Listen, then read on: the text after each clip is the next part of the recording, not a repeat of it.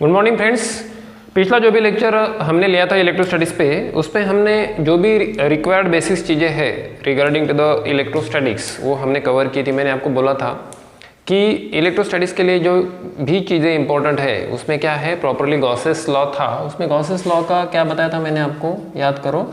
Gauss's law के बारे में मैंने बताया था कि according to the Gauss's law कि किसी भी चार्ज में से टोटल नॉर्मल इलेक्ट्रिक इंडक्शन कितनी बाहर निकलती है, इक्वल टू द चार्ज, और ये चार्ज इक्वल टू द क्या रहता है, flux into epsilon zero, equal to the क्या रहता है, फ्लक्स इंटू एप्सिलॉन जीरो। ठीक है ना। तो यहाँ पे हम फ्लक्स को Q अपॉन एप्सिलॉन जीरो ऐसे भी लिख सकते हैं। फ्लक्स को हम क्या लिख सकते हैं, Q अपॉन एप्सिलॉन जीरो। समझ में आ रहा है आपको। और दूसरी जो चीज़ मैंने आपको बताई थी वो क्या बताई थी मैंने आपको कि ds bar d phi bar flux is equal to क्या रहता है, यहाँ पे dot product of E bar and ds bar. तो d फाई को हम ऐसे भी लिख सकते हैं यहाँ पे E into ds into cos of theta. ठीक है ना। इंटेंसिटी का और नॉर्मल और ds, इंटेंसिटी और ds का नॉर्मल, इनके बीच में एंगल रहता है थीटा। ये चीज़ें मैंने आपको बताई थी। सिर्फ इतनी ही चीज़ें इंपॉर्टेंट है मतलब ये कैसे आई क्या आई, जो मैंने लास्ट चैप्टर में जो कुछ भी आपको एक्सप्लेन किया वो भी काफ़ी इंपॉर्टेंट है, बट ये अभी आपको आगे चल के लगने वाली है हर एक डेरिवेशन में। तो आज का हमारा जो मोटिव है तो वो है, ये हो गया आपका एक्चुअल इलेक्ट्रोस्टैटिक्स चालू। यहाँ तक जो भी कुछ था वो था पूरा बेसिक्स। मैंने पहले लेक्चर में आपको बताया था कि इलेक्ट्रोस्टैटिक्स का बेसिक्स तैयार करने के लिए ही हमें एक दो लेक्चर वहाँ पे लग जाएंगे, और लग भी गए। ठीक है ना। तो यहाँ तक हम आ गए कि flux is equal to Q upon epsilon zero and d phi is equal to E into D S into cos of theta. यहाँ तक सब ठीक है। तो आज का सबसे पहले जो आपका डेरिवेशन है वो है, देखो बोर्ड में यहाँ पे क्वेश्चन काफ़ी हमेशा बनता है कि obtain the expression for electric intensity near a charged sphere. मैं यहाँ पे पहले क्वेश्चन लिखता हूँ, यहाँ पे आप भी लिख लेना बाद में। Obtain expression for electric intensity near a charged sphere. आज के इस लेक्चर में हम एक ही डेरिवेशन लेने वाले हैं, उसको अच्छी तरह से समझ लो। पहली बात तो आप क्वेश्चन समझ लो। क्वेश्चन आपको समझ में आ गया कि क्या करना है, हमें करना है कि एक्सप्रेशन ऑब्टेन करना है। एक चार्ज्ड स्फीयर है हमारे पास, देखो मैं यहाँ पे डायग्राम निकालता हूँ। तो शुरुआत करते समय हमेशा आपको क्या लिखना है, कंसीडर अ चार्ज्ड स्फीयर।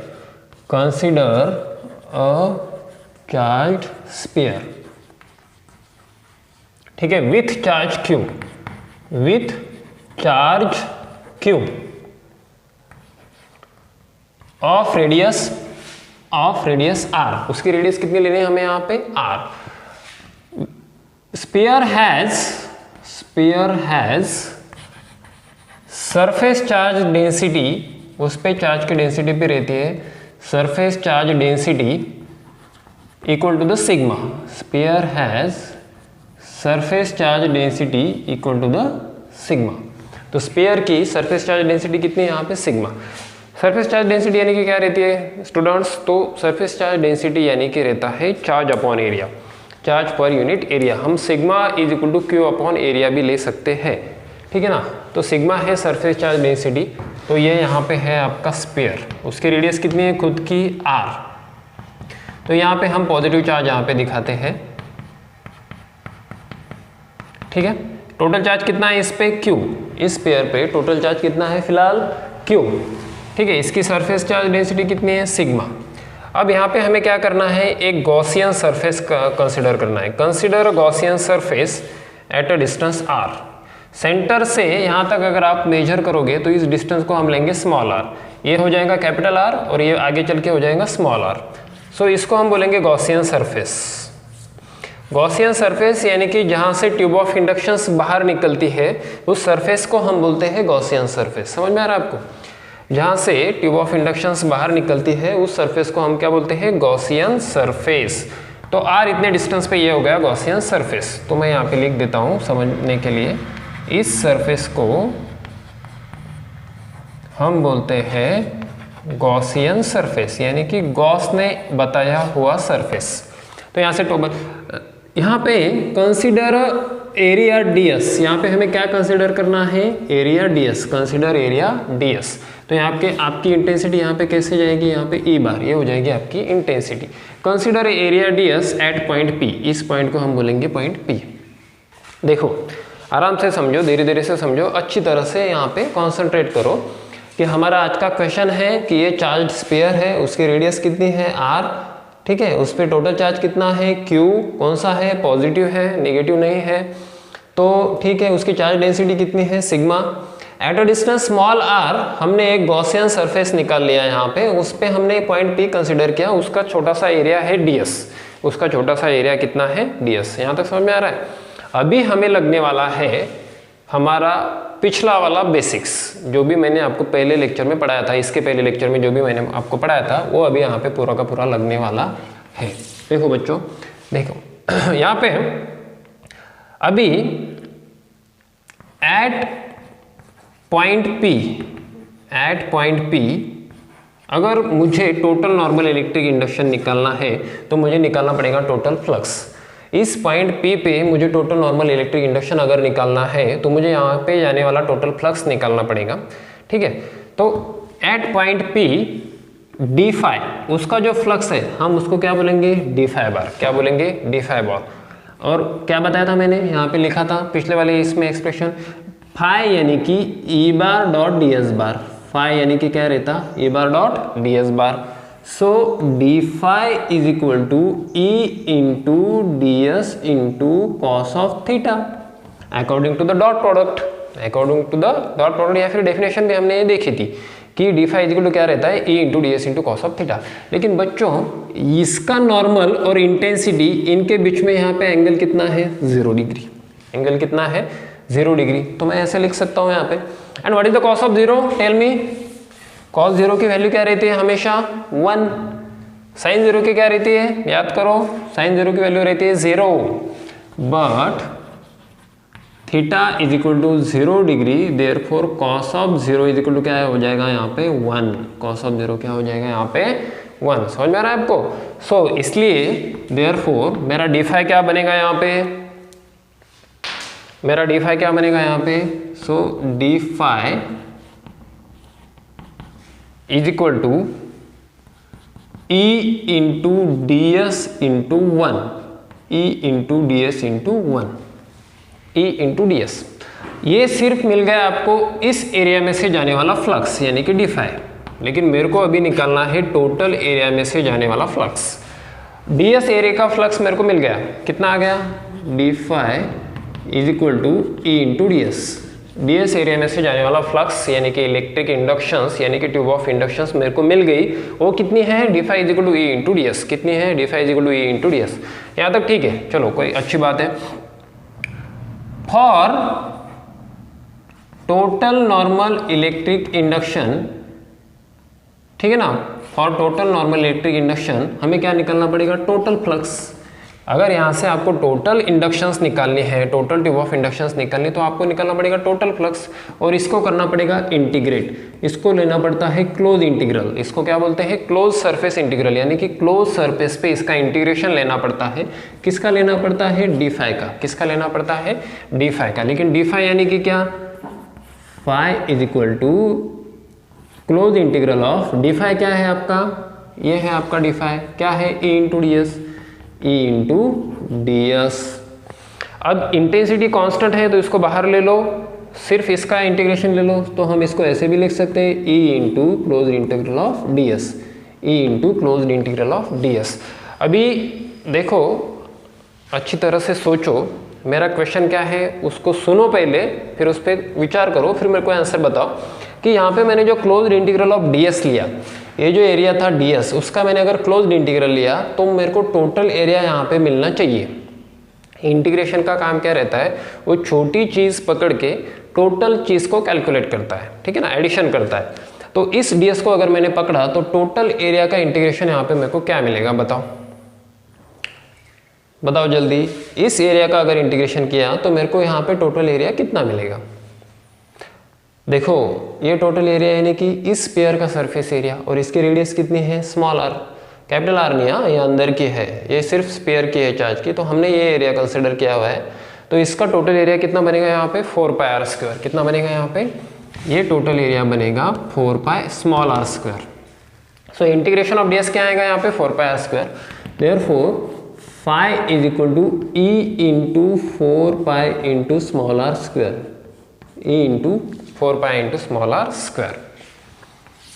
इसको दे दो इक्वेशन नंबर 1, इसको दे दो इक्वेशन नंबर 1। हाँ एक सबसे इंपॉर्टेंट चीज तो मैं आपको बताना ही भूल गया, सबसे इंपॉर्टेंट कि ये जो मैंने क्वेश्चन यहाँ पे तो चालू कर दिया, लेकिन ये जो पूरे क्वेश्चंस है ये क्या है पता है आपको, ये है गॉसेस लॉ के एप्लीकेशंस। ये क्या है, गॉसेस लॉ के एप्लीकेशंस। तो ये जो मैंने आपको पढ़ाया अभी, मतलब जो चालू है, ये है गॉसेस लॉ का पहला एप्लीकेशन। ऐसे हमें 3-4 एप्लीकेशन देखने हैं। तो गॉसेस लॉ का पहला एप्लीकेशन ये है कि हम यहाँ पे स्फीयर के यहाँ पे r डिस्टेंस पे इंटेंसिटी का फॉर्मूला डिराइव करने वाले हैं। तो आप ये इसके पहले ऐसे भी लिख सकते हो, applications of Gauss's law, applications of Gauss's law. उसमें से सबसे पहला एप्लीकेशन है ऑब्टेन द एक्सप्रेशन। लगे तो इसको मैं नंबर 1 डाल देता हूँ यहाँ पे। पहला एप्लीकेशन है obtain the expression near a charge sphere. यहाँ तक ठीक है। फ्लक्स तो आपको मिल गया according to the Gauss's law. ये बात मेरे को क्यों याद आ गई, क्योंकि अभी मेरे को यहाँ पे लिखना था according to the Gauss's law, ठीक है ना, इसलिए मैंने आपको पिछला वाला बेस बना के दिया था। अब यहाँ पे जब मेरे को याद आया कि according to the Gauss's law, तब मुझे समझ में आया कि ये जो हम देख रहे हैं ये क्या है, एप्लीकेशंस ऑफ गॉसेस लॉ, ठीक है। So according to Gauss's law क्या था, फ्लक्स इज इक्वल टू क्या था, Q अपॉन एप्सिलॉन नॉट। याद करो, फ्लक्स इज इक्वल टू क्या था, Q अपॉन एप्सिलॉन नॉट। इस लेक्चर के शुरुआत में ही मैंने बताया था फ्लक्स इज इक्वल टू क्या था, Q अपॉन एप्सिलॉन नॉट। अब इक्वेशन नंबर 1 और इक्वेशन नंबर 2 की लेफ्ट साइड क्या है, सेम। दोनों के लेफ्ट साइड पे क्या है, फ्लक्स, तो दोनों के राइट साइड भी क्या हो जाएंगे यहाँ पे, same. So therefore from 1 and 2 E into 4πr² is equal to Q upon epsilon naught. अब मेरे को चाहिए इंटेंसिटी, मेरे को क्या करना है, obtain expression for intensity. Intensity का एक्सप्रेशन मुझे ऑब्टेन करना है, तो इसको यहाँ पे शिफ्ट कर दो। So intensity is equal to 1/4π epsilon naught को मैं यहाँ पे लिखता हूँ, ठीक है, इंटू Q अपॉन r²। सो ये हो गया expression of intensity near a charge sphere. किसकी तरह आ गया, ये जो हमने पहले बेसिक में देखा था उसी की तरह आ गया। देखो 1/4π एप्सिलॉन Q अपॉन r², ठीक है ना। वैसे भी आप अगर अपना जो पुराना वाला लॉजिक लगाओगे कि Q डिस्टेंस से R डिस्टेंस पे इंटेंसिटी कितनी रहती है, मैंने आपको डायरेक्ट बताया था 1/4π एप्सिलॉन 0 Q अपॉन r² रहती है, यहाँ पे मैंने आपको बताया था। तो आप बोलेंगे सर ये अगर आपको पता था तो ये एक्सप्रेशन क्यों किया, तो गॉसेस लॉ के अनुसार, यानी कि गॉसेस लॉ का एप्लीकेशन करके भी हमें सेम ही आंसर मिल रहा है, समझ में आ रहा है। तो ये तो स्फीयर के लिए ठीक था, लेकिन हमें और सिलेंडर के लिए, चार्ज कंडक्टर के लिए 2-3 जगह पे इंटेंसिटी ऑब्टेन करनी है। तो फाइनली क्या मिल गया हमें, intensity is equal to 1/4π epsilon naught Q upon r²। But sigma यानी कि क्या रहता, charge upon area. Sigma is equal to Q upon 4πr²। अभी ये जो आपका चार्ज है Q, ये सिर्फ इतने एरिया पे है, इसलिए मैंने लिया कैपिटल R। ये जो है सिग्मा, ये जो सिग्मा है आपका यहाँ का, वो क्या है पता है, ये टोटल चार्ज कितना है Q, और इसका टोटल एरिया कितना आएगा, इतने का 4π कैपिटल r², इसलिए मैंने लिया कैपिटल R। अब इस Q को मैं इससे मल्टीप्लाई कर सकता हूँ यहाँ पे, Q is equal to sigma into 4πr², ऐसे मैं कर सकता हूँ, बराबर है ना। तो आप इस Q को चाहें तो यहाँ पे डाल सकते हो, तो आपको थोड़ा सा और मिलेगा। E इज इक्वल टू क्या है यहाँ पे, sigma into 4π into capital r² divided by 4π epsilon naught into small r²। 4π epsilon naught into small r²। 4π get cancel और कुछ नहीं होता है यहाँ पे cancel. So intensity is equal to sigma into capital r² upon epsilon naught into small r²। This is another formula of intensity. तो इसको भी मैं स्टार यहाँ पे करता हूँ। समझ में आ रहा है दोस्तों आपको? मैंने क्या बताया आपको, इंटेंसिटी का एक्सप्रेशन हमने यहाँ पे ऑब्टेन कर लिया 1/4πε0 Q/r²। उसमें ही सिग्मा की वैल्यू डाल के हमने यहाँ पे क्या ऑब्टेन कर लिया, sigma r²/ε0 small r²। So this was the all about the expression of electric intensity. देखो फिर से मैं आपको थोड़ा सा समरी यहाँ पे बताता हूँ क्या क्या किया हमने। हमें निकालनी थी चार्ज स्फीयर के बाजू में यहाँ पे r डिस्टेंस पे इलेक्ट्रिक इंटेंसिटी हमें निकालनी थी, ठीक है। तो हमने क्या किया, कंसीडर अ गॉसियन सरफेस, ठीक है, at a distance small r। तो इस गॉसियन सरफेस का एरिया कितना हो जाएगा यहाँ पे 4πr²। उसका एरिया हमने पकड़ा ds और एट अ पॉइंट P। तो यहाँ से इंटेंसिटी तो स्ट्रेट जाएंगी, आपका एरिया भी यहाँ पे बराबर 90 डिग्री है, तो नॉर्मल और इंटेंसिटी इसमें से एंगल कितना है, 0, ठीक है। तो हमने बताया था, मैंने बेस आपका पूरा क्लियर कर दिया था कि मैंने देखो दो ही चीज़ें मैंने आपको बताई थी, एक तो ये चीज़ मैंने आपको बताई थी पिछले वाले, और मैंने आपको बताया था इसको याद रखो। तो आगे वाले एप्लीकेशंस में भी हमें ये पकड़ना है और इन दोनों को पकड़ना है, और इन दोनों को इक्वेट करके हमें डायरेक्टली आंसर मिल जाता है। तो आगे की जो एक्सप्रेशंस है वो काफ़ी ईजी है, वैसे उसमें कोई भी आपको टेंशन लेने की जरूरत नहीं है। तो यहाँ पे क्या किया था, ये तो था flux is equal to intensity into area, intensity into ds into cos of theta, but theta is equal to 0, cos 0 is equal to 1, so e into ds, ठीक है। लेकिन ये था सिर्फ ds का, ये था सिर्फ ds का, मुझे टोटल चाहिए था according to the Gauss's law.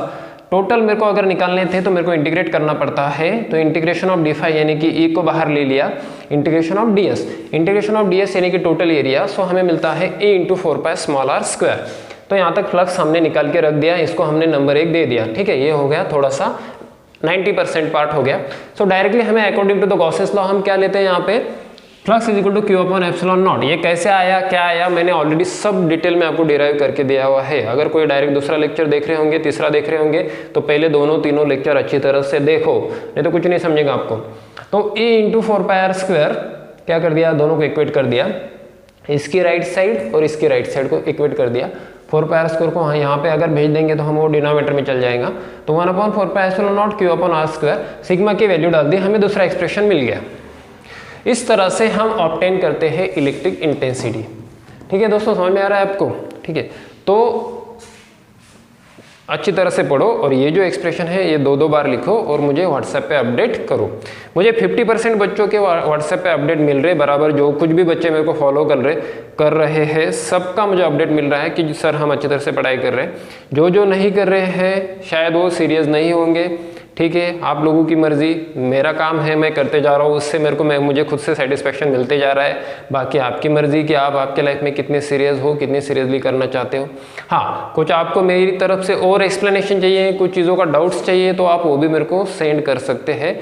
YouTube पे ही आप मेरे को कमेंट कर सकते हैं, आपके ऐप में ही मेरे को आप कमेंट कर सकते हैं, ठीक है ना। जो बच्चे ऐप में देख रहे हैं वो आप मेरे को ऐप में भी या फिर पर्सनली भी कमेंट करके आपके डाउट्स पूछ सकते हैं। तो यहाँ पे हम इसको रोक देंगे, आगे वाले लेक्चर्स में हम आगे वाले एप्लीकेशंस देखेंगे। Thank you.